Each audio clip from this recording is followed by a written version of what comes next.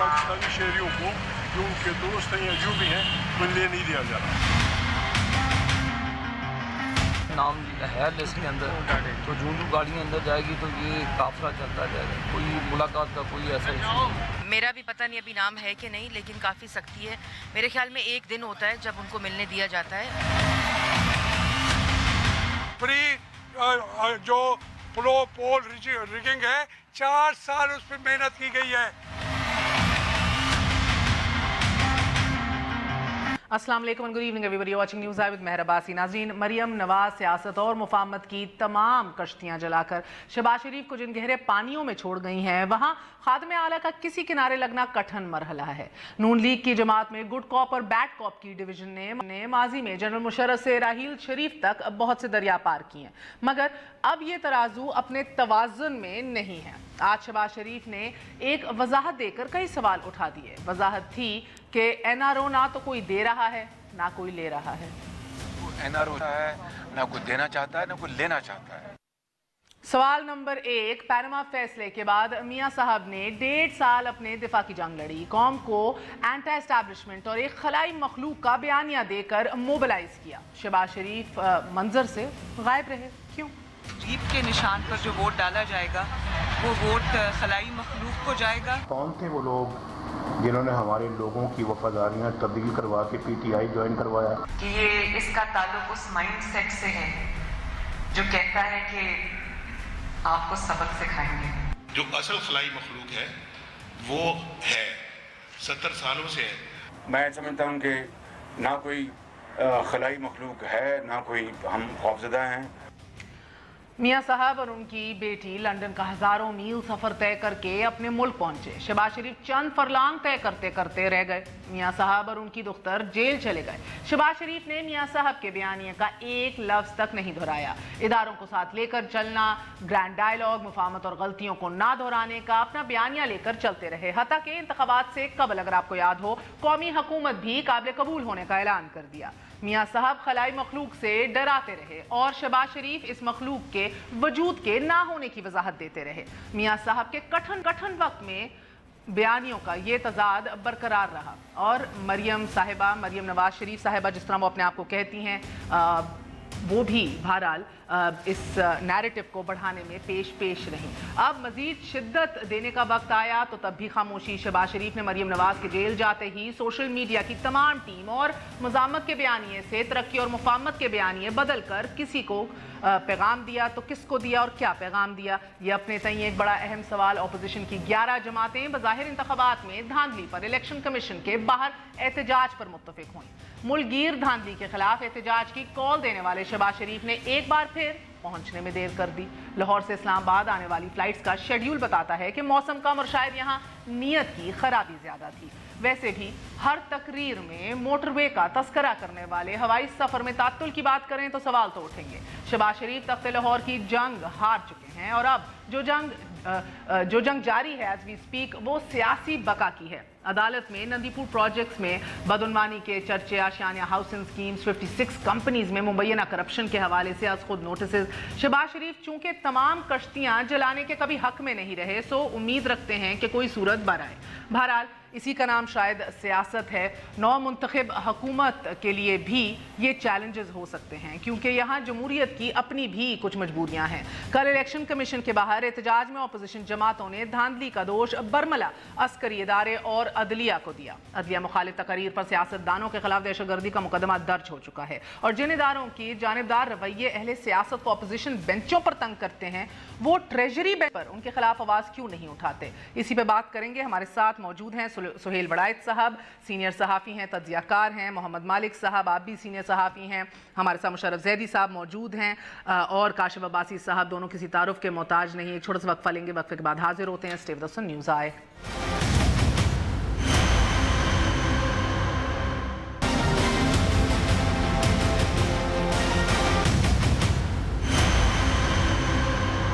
वापस आने का शुक्रिया। Welcome once again to news eye. Suhail वड़ायत साहब, आपसे आगाज़ करूंगी।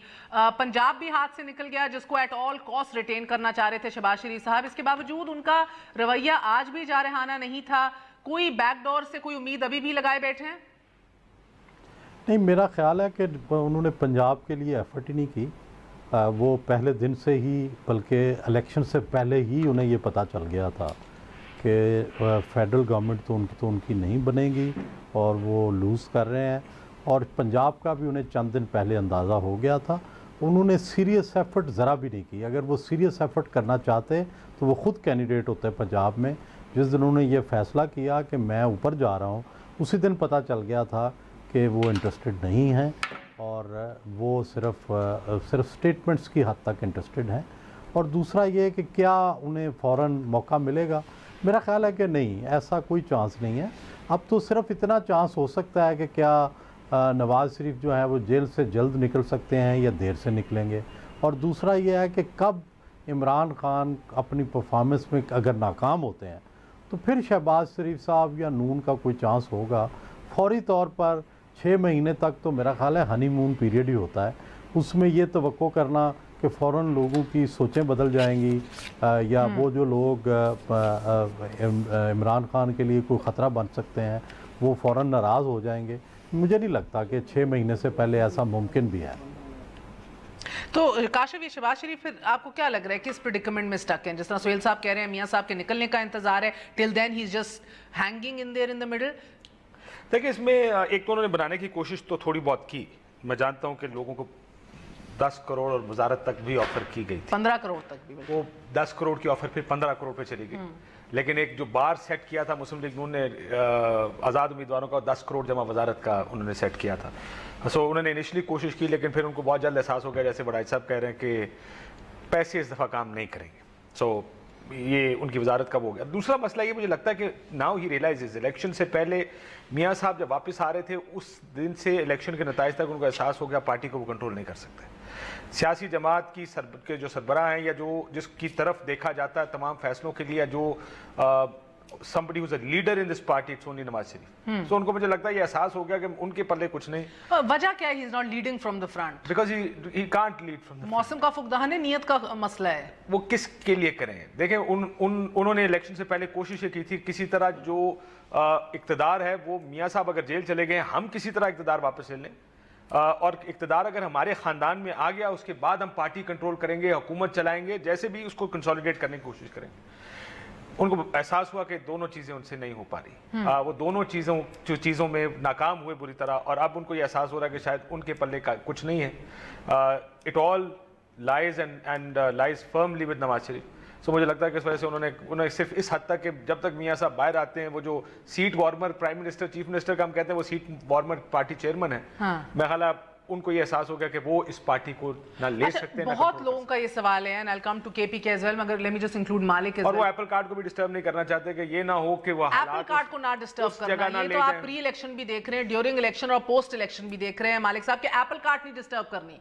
पहले एक सोशल मीडिया टीम पूरी ट्रांसफर की, उसको सख्त अहकाम दिए कि अब डेवलपमेंट के ऊपर फोकस होगा। उसके बाद आप पहले भी, मैंने अभी दिखाया भी, अगर आपने सुना हो, खलाई मखलूक उनको ना पहले दिखती थी, अब भी जारहाना रवैया वैसा नहीं है। एप्पल कार्ड नहीं डिस्टर्ब करनी।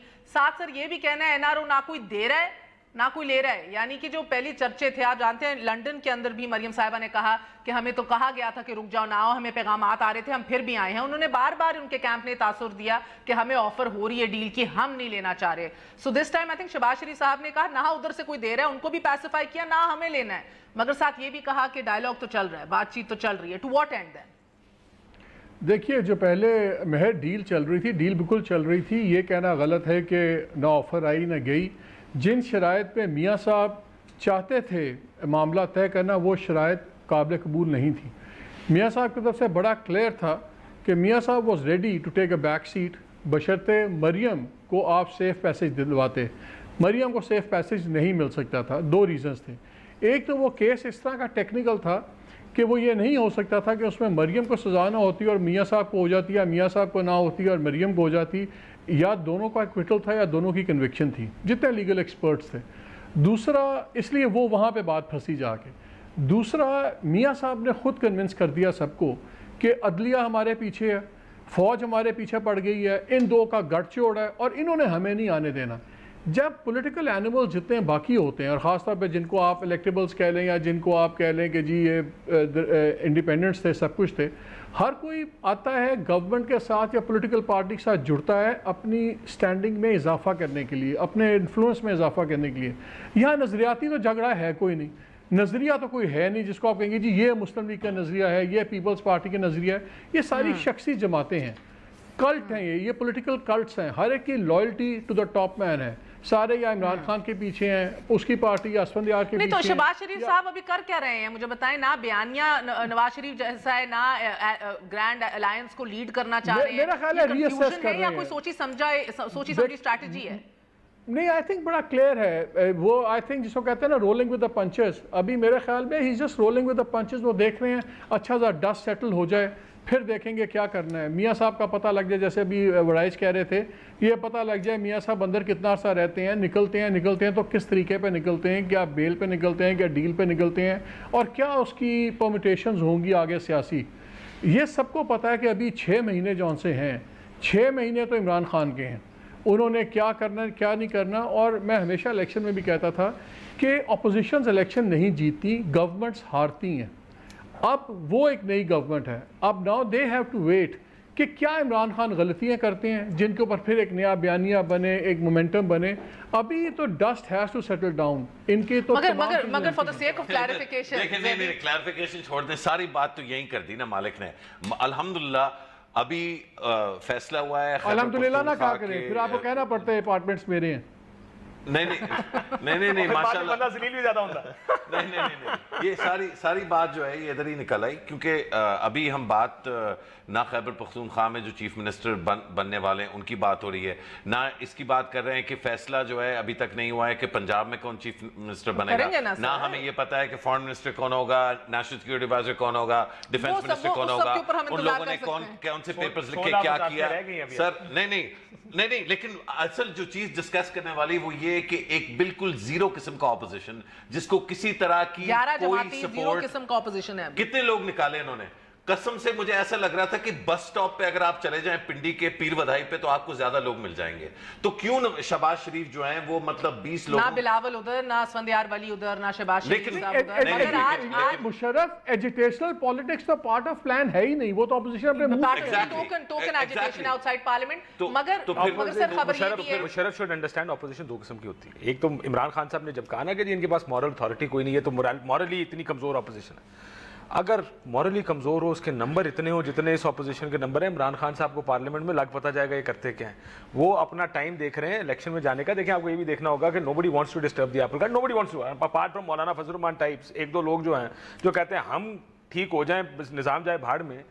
ये उनके भी एमएनए वो ले लें, ओथ ले लें, तो फिर देखते हैं कि वो कितना जो है। लेकिन जो बड़ी 2 सियासी जमातें हैं उनका बहुत बड़ा स्टेक है सिस्टम में। पीएमएलएन का भी, पीपल्स पार्टी का, ये सिस्टम को खराब नहीं होने देंगे। 65 एमएनए हैं पीएमएल नून के, उनमें से एक भी जो है वो नहीं चाहेगा कि वो आग जलाए या कुछ करे। और देखिए वो बड़ा आसान तब होता है, वो तो 30 के साथ भी जो है आग तो लगाई। पीटीवी पे भी हमला हुआ जब मालिक जो है वो शायद पीटीवी पे होते थे, और जो है पार्लियामेंट पे भी हमला हुआ। लेकिन वो तब होता है जब थोड़ी और सपोर्ट आपके पास हो, गैब की जो मतलब जो सपोर्ट होती है, वो कहते हैं ना जाहिर और बातिन की जो मतलब उसमें जो फर्क होता है। तो जब आपके पास वो ना हो और आपके पास अवाम की सपोर्ट भी ना हो, जो पीएमएल नून के पास नहीं है, और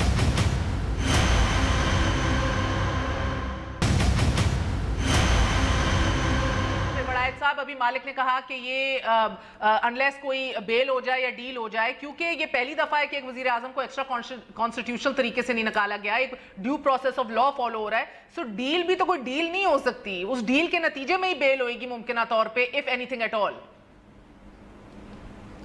जी देखें, इस वक्त बज़ाहिर तो इसके आसार नहीं हैं, लेकिन जूं मियाँ नवाज शरीफ को जेल में देर होगी तो पहिया दूसरी तरफ घूमना शुरू हो जाएगा। हम माजी में देखते रहे हैं कि 5-6 महीने के बाद आप देखेंगे कि अगर यही स्टेटस को रहा, जेल में ही रहे नवाज शरीफ, पाकिस्तान में ही रहे, तो फिर सिम्पथी का प्रोसेस शुरू हो जाता है।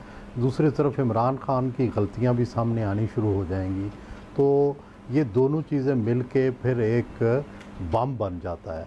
तो इसलिए मेरा ख्याल है कि हम माजी में जनरल मुशर्रफ का ज़माना देखें तो उन्होंने भी कोशिश ये की थी कि अपोजिशन को कंट्रोल रखने के लिए मोहतरमा बेनज़ीर भुट्टो को भी बाहर रखा और नवाज़ शरीफ को भी बाहर रखा। इसीलिए शायद नवाज़ शरीफ और मरीम से ये कहा जाता रहा कि आप बाहर रहें तो फिर हमारा आपके साथ कोई ऐसा ज़ाहिरी झगड़ा नहीं है। तो अब भी कन्फ्रंटेशन की बजाय यही कोशिश की जाएगी कि जो बहुत ज़्यादा वैनमस अपोजिशन है लेड बाय नवाज़ शरीफ उनको दूर रखा जाए और जो बाकी लोग हैं जो कि ये कहना गलत नहीं होगा कि 1 साल तक तो कोई रिस्क नहीं लेगा उनको निकालने का। To not shake the apple cart, या खान को मौका तो दिया जाए, कहीं काम तो हो। जी मेरा ख्याल है कि अगर बढ़नी तो ज़ाहिर है फेस सेविंग दोनों चाहेंगे कि अगर कोई डील हुई तो वो डील ज़ाहिर है ऐसी करनी पड़ेगी जिसमें इमरान खान की फेस सेविंग हो और नवाज़ शरीफ की भी फेस सेविंग हो। दोनों पॉलिटिकल एनिमल हैं, दोनों कोई पॉलिटिकल पार्टीज़ हैं। इमरान खान भी ऐसे ही नवाज़ शरीफ को नहीं जाने देंगे और नवाज़ शरीफ भी भाग कर नहीं जाएंगे। कोई दरमियानी रास्ता निकलेगा और वो यही निकल सकता है कि एसेट्स के बारे में कोई जो है मामला तय पाएँ और अगली पॉलिटिक्स के बारे में कुछ मामला तय पाएँ।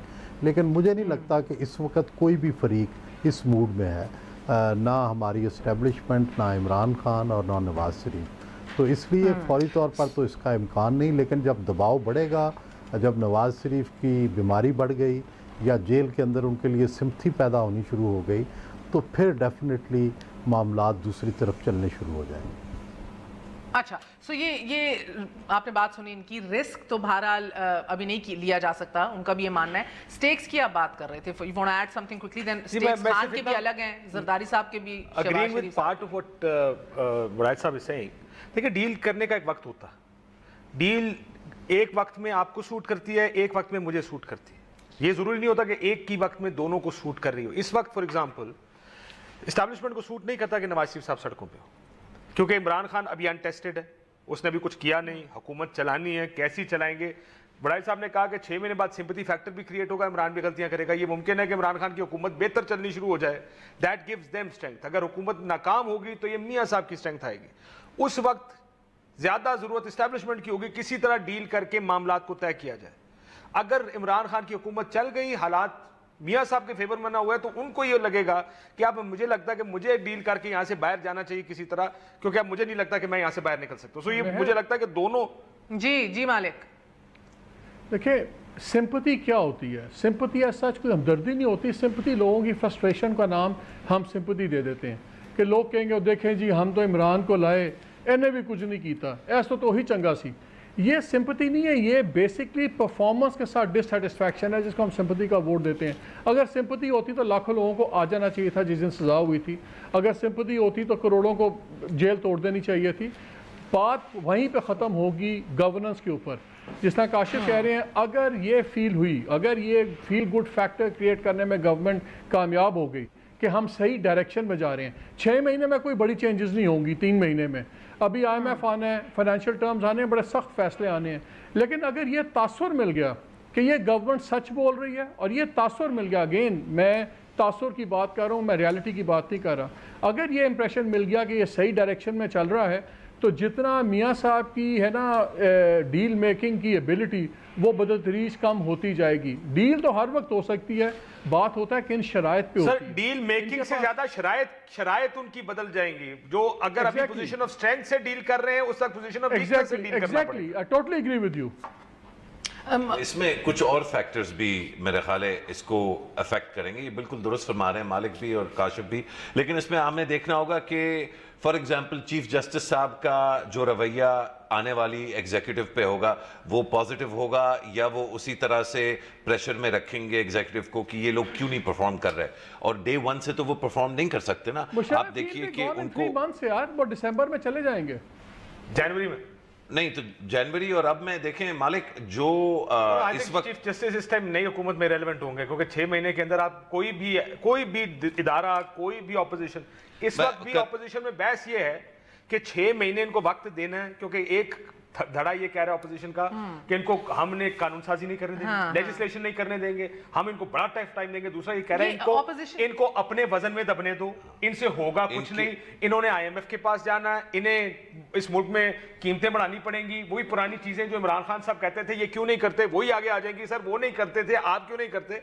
सो ऑपोजिशन में भी ये बहस चल रही है कि इनको करने दे, अपने वजन तले दब जाएंगे। दो तीन मेरे ख्याल फैक्टर्स बहुत ज्यादा इंपिंज करेंगे इमरान खान की फ्रीडम को, और ये मैं डिसएग्री करता हूं मालिक से, ये इशू सिर्फ महीनों की बात ही नहीं है, मुझे ये दिनों और हफ्तों की बात लगती है। सबसे पहले तो जो इक्तिसादी एक तरह से क्राइसिस जो इनकी फॉल्ट नहीं है PTI की, लेकिन इनको विरसे में मिल रहा है, इसको वो जितने अच्छी तरह भी हैंडल करें, इन्फ्लेशन इफेक्ट होना ही होना है। सितंबर, अक्टूबर, नवंबर में प्राइसेस पाकिस्तान में बढ़ेंगी, ये हमेशा होता है जब आप डिवैल्यू इस तरह करते हैं और जब आपको इस तरह इतना बड़ा लोन लेना पड़े। दूसरा बड़ा जो चैलेंज होगा वो अमेरिका को हैंडल करना होगा, क्योंकि वहां एक नई डिबेट छिड़ गई है कि न सिर्फ पाकिस्तान को दबाव में लाओ, बल्कि जितनी भी बेल्ट एंड रोड इनिशिएटिव्स में ममालिक हैं उन सब पे दबाव लगाओ। ये पूरा एक नेशनल नैरेटिव बन गया वहां पे, और उसका कोई मकसद ये उसका अफगानिस्तान से या अमेरिका की पुरानी जो नाराजगी है उससे कुछ नहीं है, वो एक नई जो है डिबेट छिड़ गई है। जिस शहर में आप बैठे हैं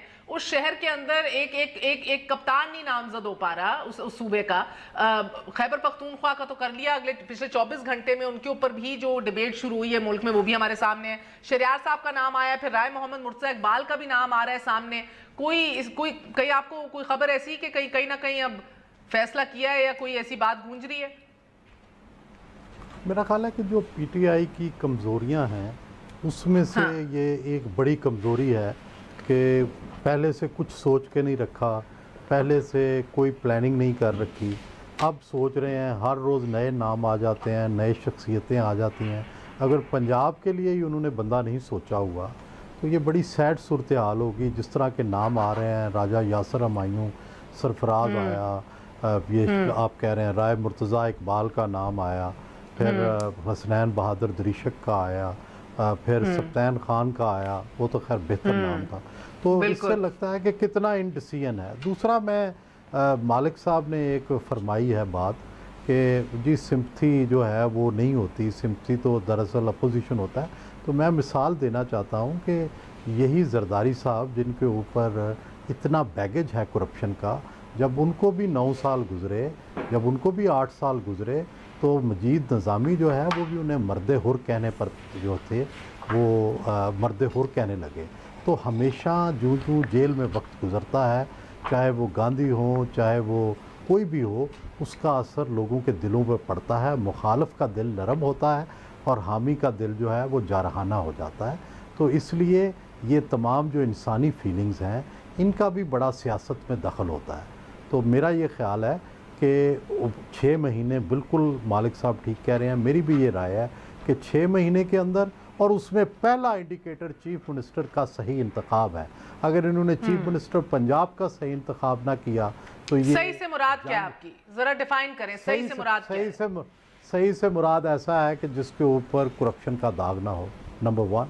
नंबर 2, वो गवर्नेंस शहबाज शरीफ के मुकाबले की नहीं तो कम से कम उससे कुछ मुकाबला ज़रूर करे। और तीसरी बात यह है कि वो सबको साथ लेके चले, सियासी जहन का मालिक हो। अगर ये 3 चीज़ें ना हुई तो मैं समझता हूँ कि चीफ मिनिस्टर से ही ये गेम जो है ये हारनी। मगर वड़ायत साहब सियासी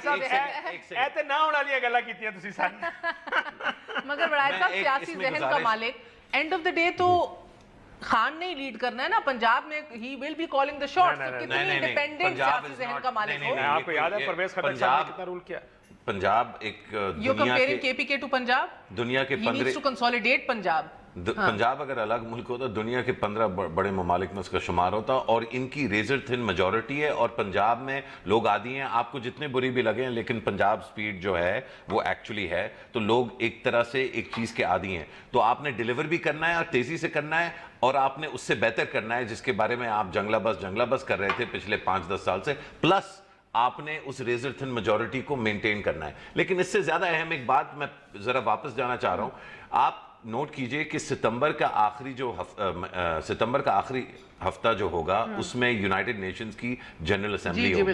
पहला मौका होगा कि पाकिस्तान से Imran Khan as the head of this country, as the head of the government वो मुखातिब होंगे। अच्छा, इमरान खान का जो सबसे बड़ी शायद स्ट्रेंथ है वो उनकी डोमेस्टिक नहीं है, उनकी सबसे बड़ी स्ट्रेंथ उनका इंटरनेशनल नेटवर्क है, उनका अंग्रेजी पर अबूर, उनका मीडिया के साथ उनका सेल्फ कॉन्फिडेंस, ये सारी चीजें जो है ये पाकिस्तान के लिए बहुत पॉजिटिवली प्ले कर सकती है। FATF का बैगेज और दीगर बैगेज और ये सारे बैगेज इसी की वजह से इमरान खान की इंटरनेशनल स्टेज पे परफॉर्मेंस है। काशिफ जो कह रहे हैं मैं उनकी बात समझ रहा हूं कि फॉरेन पॉलिसी के कई ऐसे गंभीर मसाइल हैं जिनमें शायद वो उलझना ना चाहें, लेकिन प्राइम मिनिस्टर का रोल ऐसा है कि आप जितने भी मोहतात हो जाएं, अगर आप UN जनरल असेंबली जा रहे हैं तो आपको डील करना पड़ेगा। एक वक्फे के बाद, do you see this government hands on foreign policy के ऊपर It has to. कंट्रोल लेने के लिए?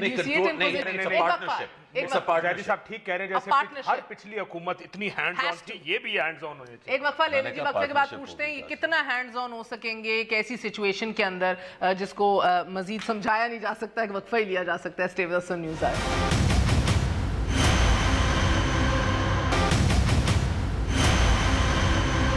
Welcome once again to news I. वापस आने का शुक्रिया। 3 अहम नुकात के ऊपर बहस अभी करनी है। एक तो सिस्टमैटिक रिगिंग के हवाले से या प्री पोल रिगिंग के हवाले से, रिगिंग हुई है कि नहीं। जो दानिश्वर जर्नलिस्ट हमारे साथ बैठे हैं जिन्होंने करीब से प्रोसेस फॉलो भी किया है, आज स्टैंडिंग राइट नाउ इनकी कन्विक्शंस क्या हैं। सेकेंडली, हाई स्टेक्स का जिक्र हुआ पहले सेगमेंट के अंदर, जरदारी साहब के अभी स्टेक्स क्या हैं सिस्टम के अंदर, and how will that determine the decisions जो फैसले वो आने वाले दिनों में करेंगे।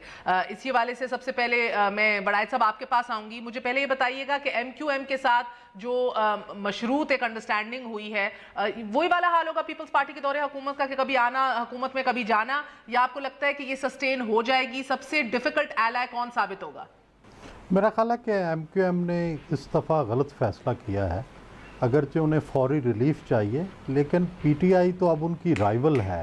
अब पीपल्स पार्टी तो रूरल सिंध को रिप्रेजेंट करती है, लेकिन PTI पीपल्स पार्टी और PTI तो अब अर्बन कराची में MQM के बराबर खड़ी है, बल्कि उससे ज़्यादा बढ़ गई है। तो वो तो खा जाएंगे MQM को अगर ये उनके इत्तेहादी रहे। इसलिए MQM के पास तो एक ही रास्ता था कि PTI के मुकाबले में आती, लेकिन उन्होंने ये फ़ैसला किया शायद अपनी सर्वाइवल के लिए, शायद कुछ फंड्स के लिए, शायद कराची की कुछ बेहतरी के लिए, लेकिन ये चलेगा नहीं क्योंकि कॉन्ट्राडिक्टरी इंटरेस्ट हैं दोनों के। PTI जब इतनी सीटें कराची से जीती है तो ज़ाहिर है वो भी चाहेगी कि उसकी पार्टी आगे बढ़े, और MQM इस बारे में बड़ी पोजेसिव है कराची के बारे में, वो बढ़ने नहीं देगी। तो लाजमी बात है क्लैश होगा। अब 2 महीने बाद होता है, 4 महीने बाद होता है, लेकिन होगा। अच्छा, एंड क्विकली बड़ायत साहब, रिगिंग हुई है नहीं हुई है, किधर खड़े हैं, कितना मजबूत आपके पास ठोस लग रहा है आपके पास सामान है ऑपोजिशन के पास? देखिए जी, प्री पोल तो डेफिनेटली हुई है, लेकिन जो पोलिंग डे के ऊपर जितनी चीज़ें कही जा रही हैं, मेरा ख्याल है किसी के पास उसका सॉलिड कोई एविडेंस नहीं है।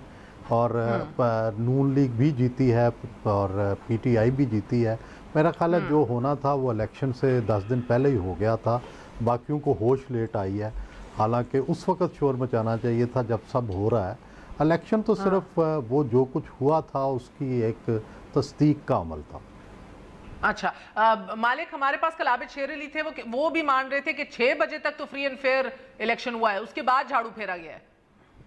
देखिए, मैं एक बात पहले MQM पे करना चाहता हूँ। मेरा ख्याल है MQM के पास तो चॉइस नहीं थी। अगर MQM 2 महाज नहीं खोल सकती थी कि रूरल में पीपल्स पार्टी का महाज और शहर के अंदर वो PTI से एक महाजराई में आ जाती, they have made the best of a worst situation. उनके अपने अंदर भी स्प्लिट्स बहुत ज़्यादा हैं, अपनी ग्रुपबाजियाँ अपनी जगह पे हैं। इसलिए अब वो चाहेंगे कि अगर वो उनको लीडर ऑफ द अपोजिशन मिल जाता है और वो कंसोलिडेट करते हैं, तो पहले उनका एम PTI नहीं है, पहले उनका है कि PSP को बिल्कुल ख़त्म करें और जो लोग उनके PSP में जा चुके हैं उनको वापस ला के पहले अपने आप को स्ट्रेंथन करें। मगर मेरे पास वक्त कम है, रिगिंग के ऊपर आए यार। आपने खुद भी ऑब्जर्व किया, we were all in the field, in the studios, देखा, क्या लग रहा है? What's your take away? I agree with him. Election day वाले दिन मुझे समझ नहीं आती, वो अभी तक कोई चीज़ सामने नहीं आई। जहाँ तक रहेगी बात प्री इलेक्शन की, आप डिलिमिटेशंस की बात कर सकते हैं, लेकिन फिर जब सीट्स को हम देखते हैं, प्रोविंशियल में भी जब आप जाएं, तो वो समझ नहीं आती, वो इतना मार्जिन बड़ा नहीं है कि आप कहें कि बहुत बड़ी कोई चीज हुई है। फिर जो की लोग थे, जिस 6 बजे के बाद जिस झाड़ू का जिक्र हो रहा है, 6 बजे के बाद का आपने कुछ और बात कर रहा हूँ। PSP वाइप आउट हो गई, वो चौधरी निसार जीप रह गई, वाइप आउट हो गया, डॉल्फिन डूब गई, और अगर PTM के बच्चे जीत गए। मेरा ख्याल है अगर प्री पोल रिगिंग उस लेवल की हुई होती तो फिर थोड़ा सा मार्जिन ऑफ कंफर्ट ज़्यादा मिल जाता रूलिंग पार्टी को गवर्नमेंट बनाने के लिए। इस तरह मिन्नतें ना करनी पड़ती। डेफिनेटली रिगिंग एक ख़ास हद तक होती है, इंस्टीट्यूशनल इंटरेस्ट भी होते हैं, लेकिन मेरा ख्याल है इस लेवल की नहीं हुई कि रिजल्ट टोटली टॉपसी टर्वी हो जाए। इस लेवल तक हो सकता है हुई हो कि एक ग्रुप ज़्यादा मजबूत हो गया है, ज़्यादा कमांडिंग पोजीशन में आ गया है, लेकिन अब ये कहें कि पिरामिड उल्टा कर दिया, आई डोंट थिंक सो। अच्छा, और इतना मवाद है इनके पास जो आप कह रहे हैं ट्राइब्यूनल तो अलग है, कह रहे पार्लिमानी कमेटी बनाएंगे इसकी तहकीकात की। ब्रीफली एमक्यूएम के ऊपर, एमक्यूएम के पास आप 2013 और 18 के एमक्यूएम को कंपेयर ना करें। इस एमक्यूएम के पल्ले कुछ नहीं है, उनको कुछ चाहिए वो उनको हुकूमत से मिलेगा। पहली एमक्यूएम पे अल्ताफ हुसैन और ये था कि हालात खराब कर देते थे, हुकूमत में होना मजबूरी थी उस हुकूमत की। सो एमक्यूएम रहेगी इस हुकूमत में, मुझे लगता है प्रॉब्लम्स आती रहेंगी लेकिन मेंटेन रखेंगे। दूसरा, सेंटर, नॉर्थ और साउथ पंजाब, तीन चीजों को अलग डिवाइड करके देखे। सेंटर स्वीप कर दिया है, सेंटर PMLN पूरा जीत गए 41 में से 33। नॉर्थ प्रिडिक्टिवली बारिंग 1 और 2 सीट्स प्रिडिक्टिवली PTI जीती। ये हम पहले से कह रहे थे, नॉर्थ में PTI बहुत तगड़ी जा रही थी। सो साउथ मैनेज किया गया, प्री पोल लोगों के टिकट वापस करवाए गए, लोगों को PTI में भेजा गया। सो जो मैनेजमेंट प्री इलेक्शन हुई है वो साउथ ज्यादा हुई है, सेंटर में थोड़ी हुई है, लेकिन वो प्री पोल मैनेजमेंट हुई है। लेकिन पोलिंग डे मुझे नजर नहीं आया, मुझे होगा, जाहिर है लोग क्लेम कर रहे हैं, आई कांट रेडी से कि क्या हुआ क्या नहीं, कि पोलिंग डे में अगर हुई भी है तो सेंटर में फिर भी 33 सीटें रिटेन की PMLN ने 41 में से।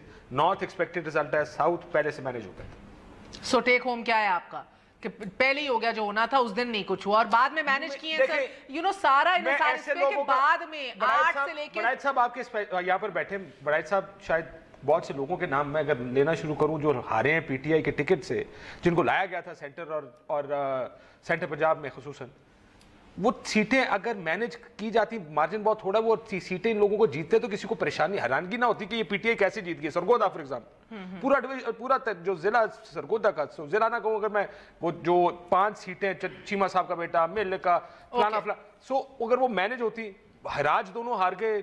जी बिल्कुल। Okay Zaidi, your take. देखिए, मेरा ख्याल है कि जो ओवरऑल रिजल्ट है वो रिप्रेजेंटेटिव है विल ऑफ द पीपल का। क्या प्री पोल रिगिंग हुई? 3 लोगों से बात हुई, तीनों ने ये तस्लीम किया कि हुई है। क्या जो RTS और ये ECP वाला मामला है वो कुछ गड़बड़ बन सकता है? मेरा ख्याल है उसको क्लैरिफाई करना बड़ा जरूरी है, उसको इन्वेस्टिगेट करना। लेकिन जो आउटकम है वो ब्रॉडली रिप्रेजेंटेटिव है। अब जो असल जो इशू है वो ये नहीं है कि ये कितना रोते हैं, असल इशू है कितनी हिकमत के साथ प्रोजेक्टेड नंबर PTI का इलेक्शन से पहले से 100+ दे रहे थे सारे के, क्योंकि हालात नहीं। लेकिन फॉर एग्जांपल मैंने यार आप अपने बीच में नहीं बहस कर सकते, मेरा वक्त खत्म हो गया, कुछ कहना है एंड में? नहीं, I think that, I hope कि PTI जो है वो पे अटेंशन करेगी उन सीटों पे जहां वो हारी है, कि वो क्यों हारी है और PMLN नून क्यों वहां पे बहुत शुक्रिया, वक्त खत्म हो गया आज के लिए इतना। इंशाल्लाह आसिफ अली जरदारी साहब के स्टेक्स क्या है सिस्टम में, we leave that for another day. Good night, अल्लाह हाफिज।